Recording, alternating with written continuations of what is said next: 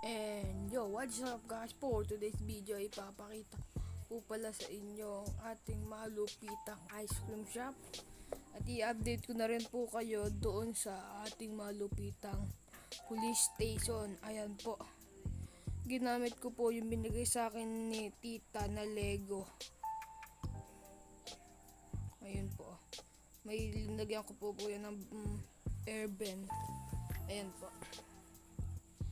Yun. At ito na po yung mga nagamit ko. Ayan po. Gulo-gulo.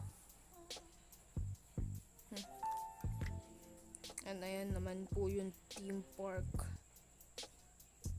Siguro po ay tra-transition na lang natin to mamaya. At mahirap mag-video ako lang mag-isa. Ipapakita ko na sa inyo ang ating finished product. 5, 4, 3, 2, 1. Ayun. Ano ang ating malupitang. Hindi po siguro yan magiging police station. Hindi ko lang alam. And gumawa din ako dyan ng hammer para mas madaling magkabit ng brick. At wasak-wasak na kamay ko. Ang hirap. Yan guys. Puk-puk-puk lang. Yan ulit yung theme park.